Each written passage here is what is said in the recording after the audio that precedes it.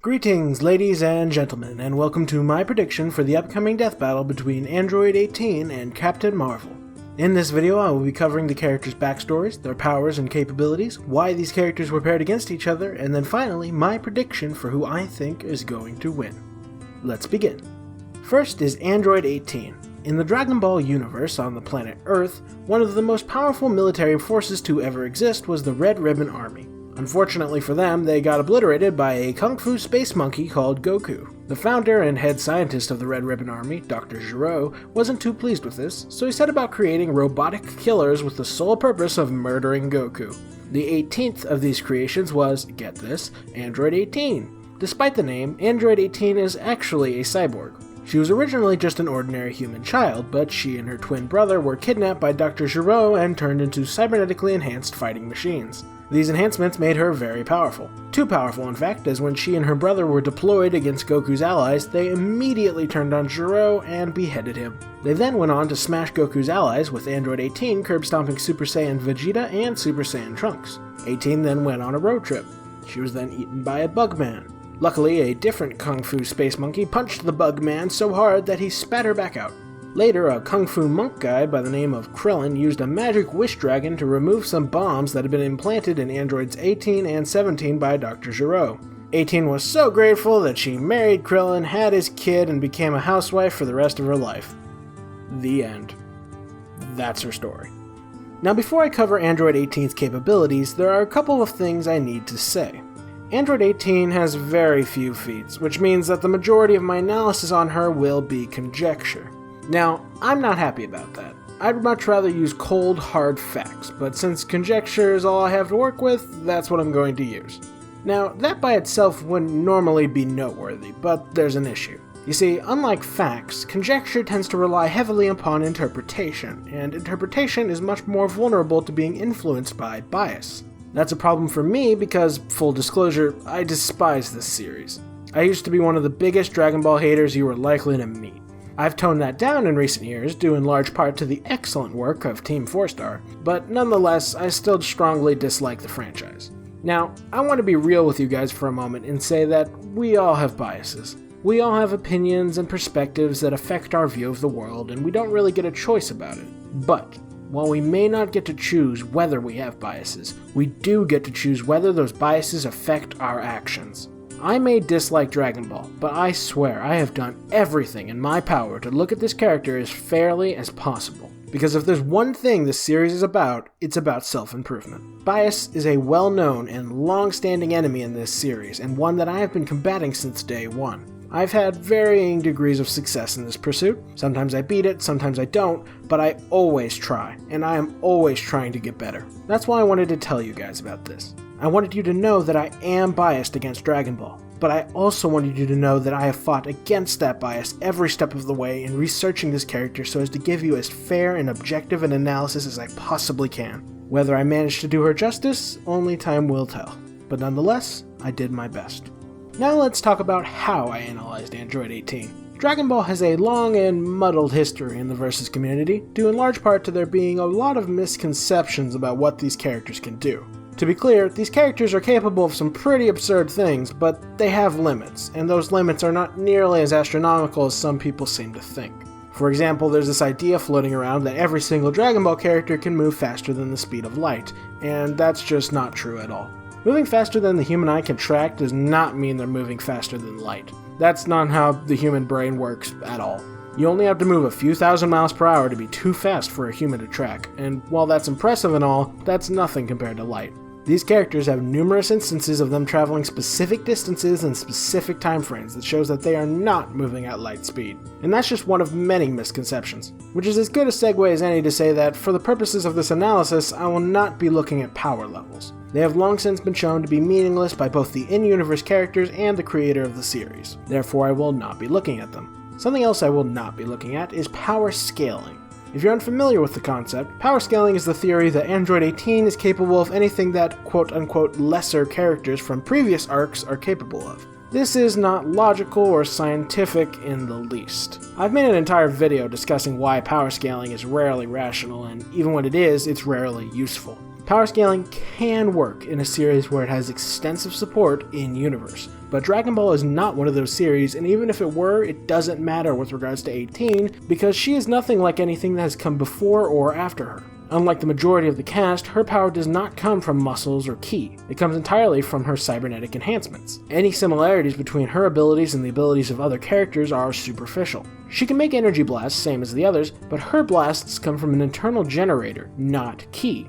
That's why the other characters can't sense her, because her powers are unlike anything they've seen before or will ever see again. And that fundamental difference makes it impossible to compare her to most of the other characters. She is not an alien that uses transformation or special biology to win. She is not a human fighter that uses martial arts and ki to win. She isn't even comparable to the other cyborgs. Androids 19 and 20 are energy absorption cyborgs, whereas she is an internal energy cyborg. And she can't be compared to androids 16 and Cell because 16 is a straight-up robot, and Cell is an amalgamation of alien DNA and cybernetics that makes him completely different from 18. In fact, there's only one other character that it is reasonable to compare her to, and that's Android 17, her brother. They have almost identical histories and life experience, they are the exact same type of cyborg, and on the organic side of things they are biological twins, which makes them almost identical on a genetic level. Since they are practically the same character, it is reasonable to conclude that what 17 can do, 18 can as well. Unfortunately, this little comparison doesn't really amount to much, because 17 has even fewer feats than 18. We can only really deduce one thing from this comparison, specifically that since 17 once created an energy barrier, it is reasonable to say that 18 can as well. And that is the only scaling that is sensible to do. Anything else we conclude about 18 has to stem from her feats. Nothing else. Now before I get too far ahead of myself, here are Android 18's abilities and powers. She has superhuman strength, speed, and durability. She feels neither pain nor fatigue. Her internal energy supply grants her infinite stamina, as well as the ability to shoot energy blasts, form energy barriers, and fly. Somehow. And that's all her abilities. Now, the main feat we'll be focusing on is her victory over Super Saiyan Vegeta. The reason we'll be focusing on this is because not only is it her most impressive feat, but it's also the only legitimate fight she has ever won. Her ability to fight on par with him in this fight shows that she can match him in strength and speed. In order to know what that means, we have to look at what Super Saiyan Vegeta can do. Unfortunately, Super Saiyan Vegeta also doesn't have many feats, as shortly after gaining this form, he went on to get a new form. So in order to deduce what he can do as a Super Saiyan, we're gonna have to rely on conjecture. Sad face. Now, I'm not comfortable comparing Vegeta to just any other Saiyan, as it has been well established that there can be a wide gap in power, speed, strength, etc. between different Super Saiyans. However, there's one Super Saiyan that I am comfortable comparing him to, and that's Super Saiyan Goku. Not only do they have a very similar history, skill set, species, etc., but they are also fierce rivals, which has kept their relative power very close. Sometimes Vegeta pulls ahead, usually it's Goku, but neither one ever gets too much more powerful than the other. Anytime Goku gets a new form, Vegeta is always just a few steps behind him. Every single time. That means it is relatively reasonable to say that what Super Saiyan Goku can do, Super Saiyan Vegeta can do. More or less. Thanks to Death Battle's previous research on the topic, we know that Super Saiyan Goku is strong enough to lift 2,000 tons, and fast enough to move nearly 20 million miles per hour. That means that Super Saiyan Vegeta likely has similar capabilities, and since Android 18 could fight on par with him, her abilities likely lay in the same ballpark as well. Again, I know that this is some pretty expansive conjecture, but it's what we have to work with. Now you may be thinking, wait, since 18 defeated Vegeta, doesn't that mean she's stronger and faster than him? Actually, no. It is specifically stated that the reason she gains the advantage is not because of strength or speed, but because she has limitless stamina, whereas he does not. This makes a lot of sense because Vegeta had only very recently become a Super Saiyan, and at this time the form was still a massive drain on his stamina. This is evidenced by his earlier battle with Android 19. That match was heavily one-sided in Vegeta's favor, yet despite that he still needed a Senzu bean afterwards to replenish his stamina. If a battle with a drastically weaker foe was enough to tire him out, then a battle with someone his equal was sure to drain him very quickly, and this is evidenced in their fight. Earlier on, they seemed to fight on equal terms, with neither one outclassing the other, and neither one doing any serious damage to one another. It was only as the battle dragged on and Vegeta started to tire that things began to lean in 18's favor. Therefore, with the exception of stamina, 18 is only equal to Super Saiyan Vegeta, not superior. Another conclusion we can reach is that Android 18 is highly skilled in hand-to-hand combat, as evidenced by her ability to fight a warrior as skilled as Vegeta. I assume that stems from Dr. Gero programming her with fighting skills, although I can't be sure. As for 18's durability, things get a little more muddled. Another common misconception is that not only are all Dragon Ball characters capable of destroying planets, but they're also all capable of tanking planet-busting attacks. This is not always the case. With Android 18, I found 3 feats that are commonly used as evidence of her having planet-level durability. However, 2 of these feats are easily debunkable and the other is dubious. The first debunkable one comes from Dragon Ball Super, in which Blue Goku and Krillin are sparring and they decide to have a beam struggle. Krillin starts to lose this beam struggle, so Android 18 interrupts Goku's attack with a kick. Trouble is that 18 didn't actually interact with the beams at all. She just kicked Goku so he'd stop firing. That's it. She didn't tank anything, which means that not only is this not a durability feat, it's not a feat at all. The second feat is a little more convoluted. This is Cyborg Frieza. He can supposedly tank planet-busting attacks. He was chopped up by this sword. When this sword was used against 18, it broke. Therefore, according to this argument, this proves that 18 is more durable than Frieza, and thus she is also capable of tanking planet-busting attacks. There are so many things wrong with this argument, I don't even know where to begin. First off, let's say that Frieza could tank a planet-busting attack. That would mean his organic body is far more durable than any mundane material. Problem is, he was rebuilt using mundane materials, so it is probable that his cyborg body is far less durable than his original body. But it doesn't even matter how durable Frieza is because the entire argument for this feat is complete nonsense. It equates being cut with a sword to being hit with an explosion, and that isn't how anything works. This isn't a video game where your character just has an all-encompassing defense stat that it protects them from all forms of harm. In reality, it is way more complicated. Saying that 18 being more resistant to cutting weapons than Frieza proves that she is more resistant to being blown up than him is like saying that since she's more fireproof, that she is also more waterproof. Those are 2 entirely different things that cannot be equated. An explosion is a very basic thing. It's just a transfer of energy from one point to another. But cutting something with a blade is a massively more complex process that involves a ton of different variables that requires knowledge of physics, engineering, and properties of both the weapon being used and the material being cut, and we don't have knowledge of any of those variables. I could spend an entire video just discussing the intricacies involved in measuring this feat, but for the sake of saving time, I'll just leave you with this. A diamond can withstand astronomical amounts of pressure, more so than any other natural material known to man. But if you tap it in just the right spot with a tiny mallet, it will shatter.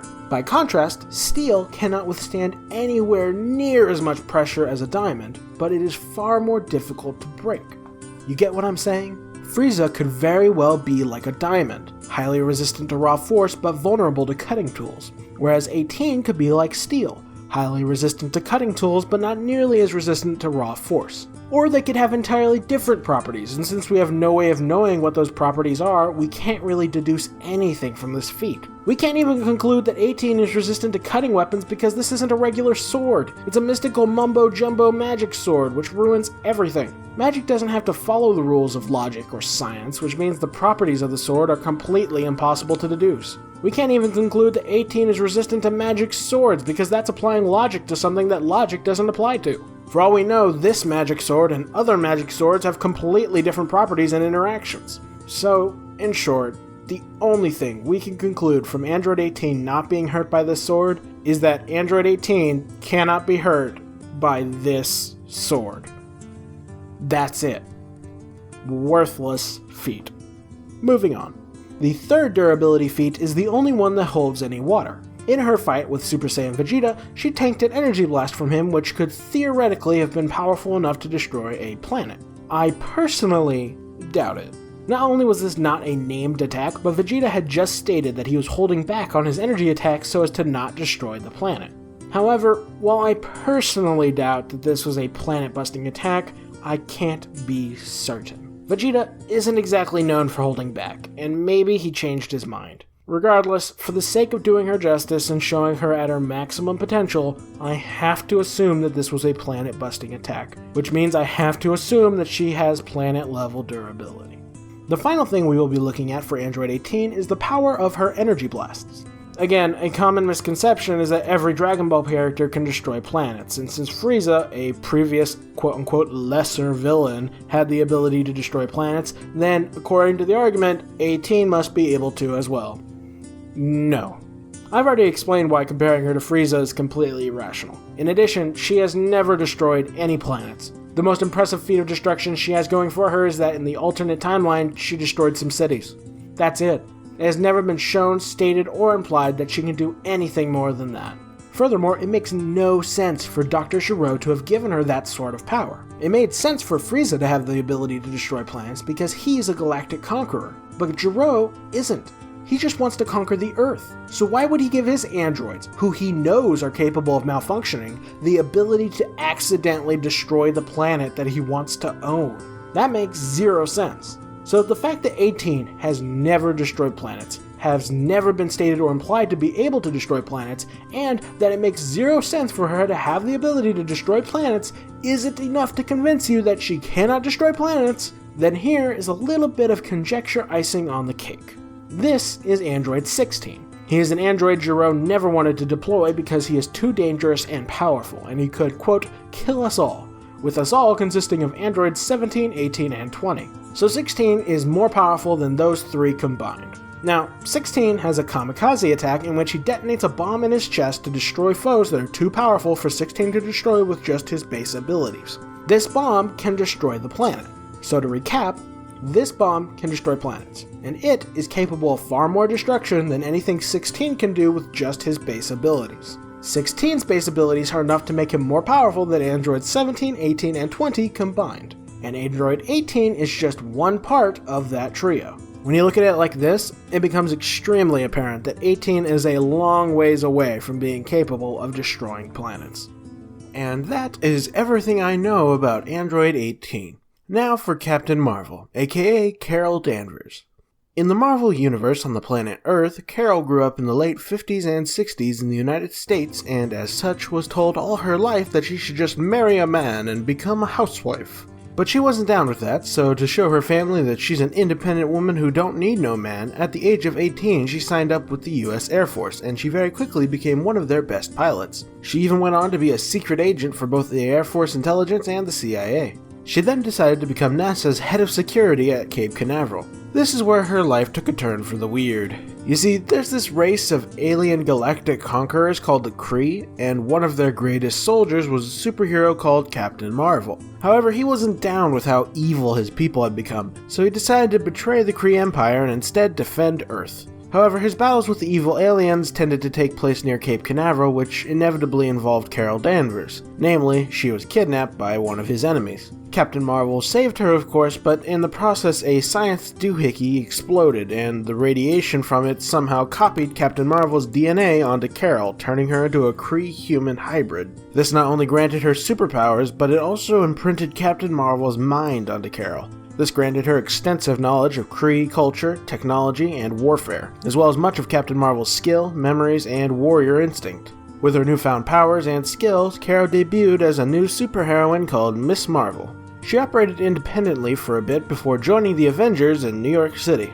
Then she had a traumatic incident involving the Avengers, and she kinda hated them for it, so she moved to Los Angeles to restart her life. Unfortunately, she was then attacked by a mutant called Rogue, and Rogue had the ability to steal the powers of those she touched. Normally this is temporary, but because Rogue fought Miss Marvel for so long, not only did she permanently take away Miss Marvel's powers, but she also stole her personality and her memories. Luckily, Carol survived this, and Charles Xavier of the X-Men was able to restore her memories. Although now depowered, she was still quite capable and assisted the X-Men in a number of missions. One of those missions resulted in her being abducted by some evil aliens called the Brood, and they performed some experiments on her. This resulted in a number of things. First off, it revealed that while her powers may have been gone, she still had the Kree DNA that granted her those powers. Rogue had just sorta drained her batteries. The experiments she underwent not only refilled her batteries, so to speak, but they also unlocked some new powers which kinda sorta accidentally turned her into a god, called Binary. You see, one of the powers she unlocked was the ability to absorb and manipulate energy, and she also somehow gained a connection with a white hole which, long story short, granted her infinite power to use as she saw fit. and one of the first things she did as Binary was obliterate the Brood homeworld. She then went on to travel the universe and do a number of godly things, but somewhere along the way, her power started to destabilize. This was a problem because infinite power threatening to run amok could do some serious damage to the universe, so the X-Men sent a psychic called Jean Grey to cut off Binary's connection to the White Hole. The downside of this was that Carol no longer had infinite power. The upside was that her original Ms. Marvel powers had been restored, and she retained the ability to absorb and manipulate energy. After returning to Earth, she took on the new name of Warbird and rejoined the Avengers. Then she got kicked out of the Avengers because she was an alcoholic. Then she got over her alcoholism and rejoined the Avengers. Somewhere along the way, she found out that the original Captain Marvel had died of cancer, of all things. So to honor her dead friend, she took up his name and became the new Captain Marvel. To this day, she continues to fight the good fight as a superhero. That's her story. Now let's get into what she can do. Captain Marvel has superhuman strength, speed, durability, the ability to fly, absorb energy, and fire energy blasts. Starting off with her strength, Captain Marvel has always been very physically strong. At the beginning of her career, she was already strong enough to lift over 40 tons, which is plenty impressive. But as time has gone on, her strength has gone from impressive to insane. Here's a couple of examples. She tore apart the Doomsday Man with her bare hands. The Doomsday Man is so durable that he could walk on the surface of the sun without injury. Even the Silver Surfer with his godly power cosmic could not destroy the Doomsday Man. But Captain Marvel could. It gets crazier. One time, she was strapped into a prison chair made of adamantium and vibranium. She tore it apart. She tore apart adamantium and vibranium. If you know the first thing about the Marvel Universe, then you would know that this is insane. Thor, the god of thunder, striking at full force, could only dent adamantium. And people in his weight class can do things like move planets. And Captain Marvel is stronger. In terms of speed, Ms. Marvel is very fast. Her most impressive speed feat is also a respectable durability feat. At one point, when she still had her binary powers, she stumbled across Rogue and promptly uppercut Rogue so hard that she flew almost all the way to the moon. Not only did Rogue survive this, but she actually immediately recovered and then flew back to Earth in a matter of seconds. This is a feat for Captain Marvel because Rogue was only able to survive all this due to her having Captain Marvel's powers at the time. So this is effectively a fight between Binary and Captain Marvel. After doing some math, I found that the amount of force necessary to punch someone all the way to the moon is over 4.2 megatons. That's over 212 times the energy of the nuclear bomb dropped on Hiroshima. And Rogue flying back to the Earth in a matter of seconds is also highly impressive. Even if I seriously lowballed this and said it took her 15 seconds, that would still mean that Rogue was moving over 50 million miles per hour. That's pretty fast. And I am also quite certain that she is almost at the moon here because after comparing this shot to actual NASA shots of the moon, it's clear she's almost close enough to be in orbit.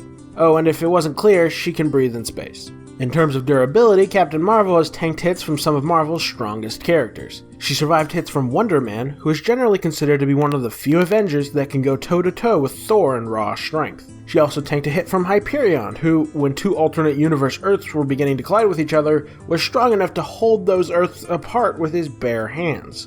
And most impressively, she tanked a hit from Count Nefario.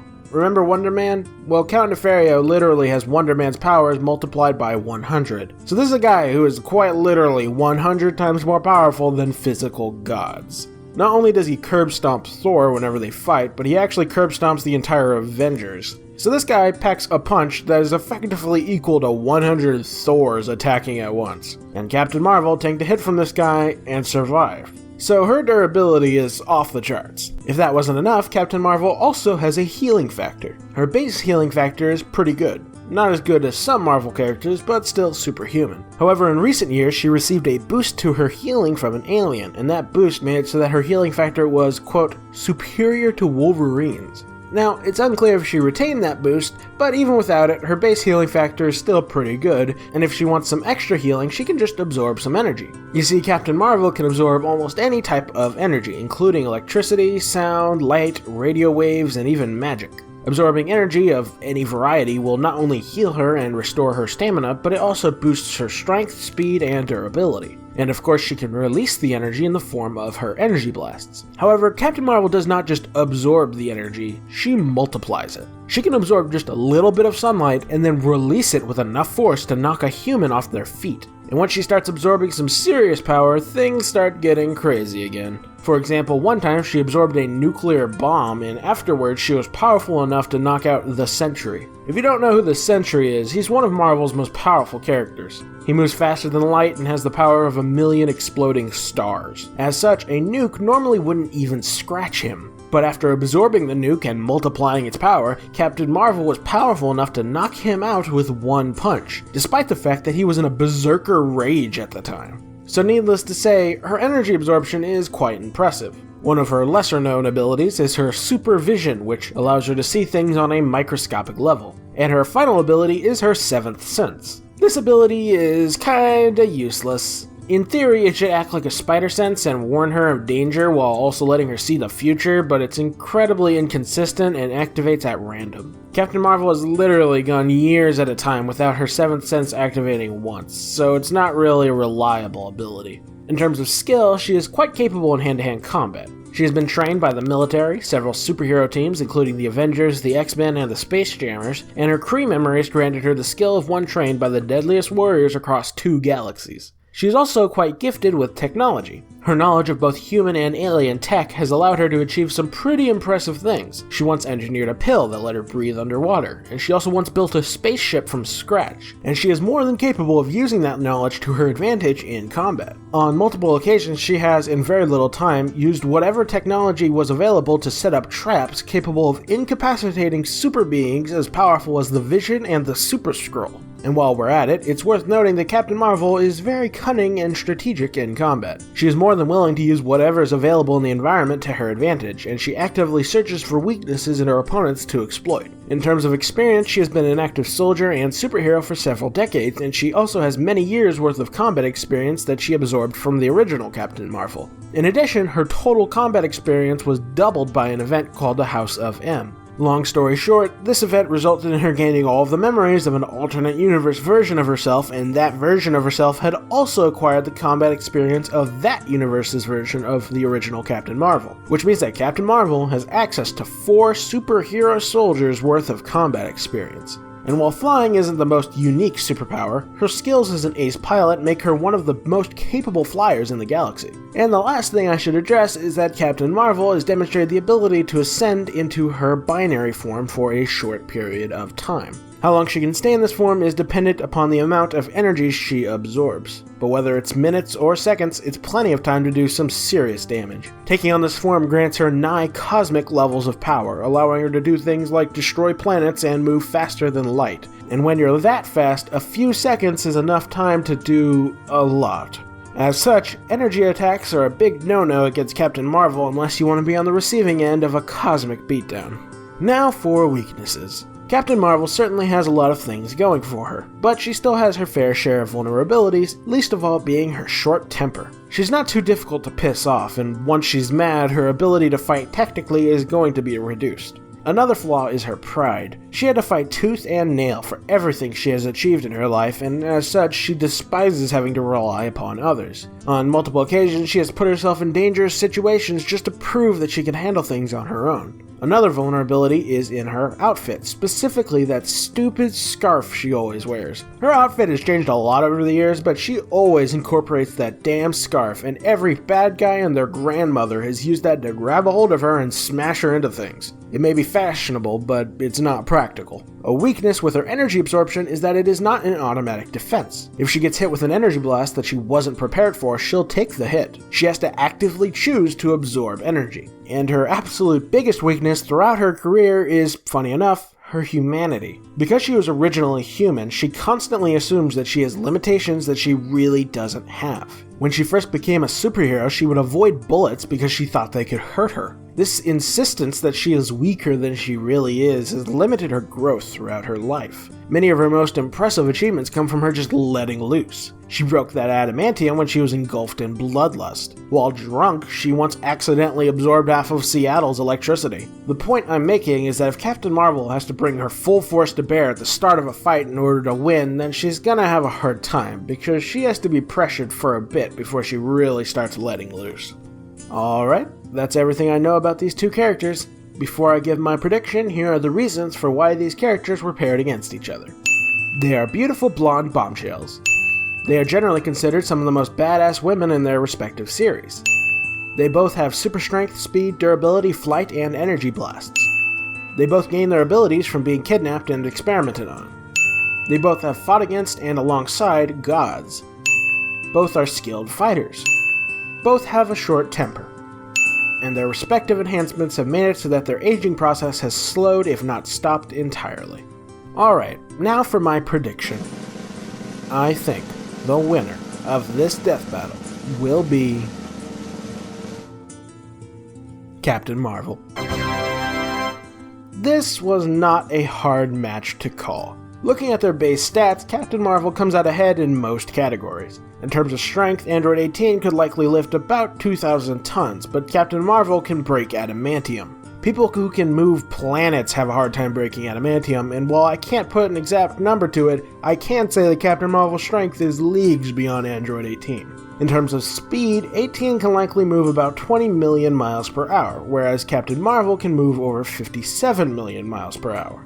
In terms of base durability, they are more even, as they've both tanked hits from people powerful enough to destroy worlds. However, when looking at their overall defenses, Captain Marvel comes out ahead once more. 18's only real defensive technique is her energy barrier, but that's useless in this fight because Captain Marvel has the ability to absorb and then phase through force fields.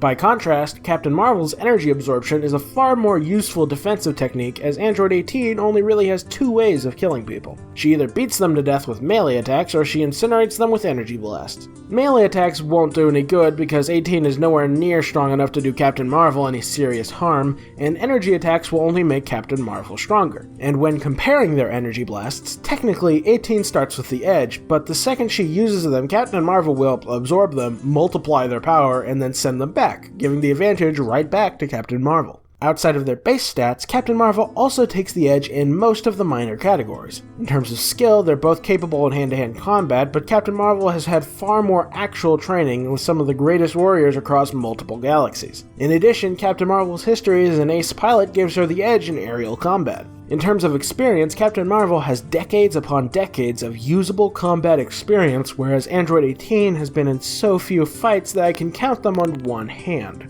In terms of strategy, Captain Marvel actively exploits enemy weaknesses and utilizes her surroundings to her advantage, whereas 18 has never demonstrated any such aptitude. The only category that 18 absolutely has the advantage in is stamina. She has unlimited stamina, whereas Captain Marvel does not. However, that isn't even that much of an advantage because Captain Marvel has fought against superhuman foes for over 24 hours in the past, and this fight is definitely not going to last that long. And that pretty much covers everything. Captain Marvel is just superior to 18 in almost every way. I am perfectly aware that some or all of my conjecture could be wrong. For example, I wouldn't be surprised if Android 18 actually has the speed advantage. But even when considering the possibility that the entirety of my conjecture is dead wrong, I am still confident enough in what I know of the facts that I think Captain Marvel still takes this. As such, I am about 90% certain that Captain Marvel is going to win this death battle. And that means we've reached the end of the video. I really hope that I managed to do Android 18 justice, although I guess we'll just have to wait and see. Nonetheless, more than anything, I am ready to move on to the next death battle, and I pray to God that it is not another Dragon Ball character. As for the ending pun, I suspect it will be something like, "That was certainly a marvelous ending." Like if you enjoyed the video, comment if you got something to say, subscribe if you want to see more, and as always, have a fantastic day.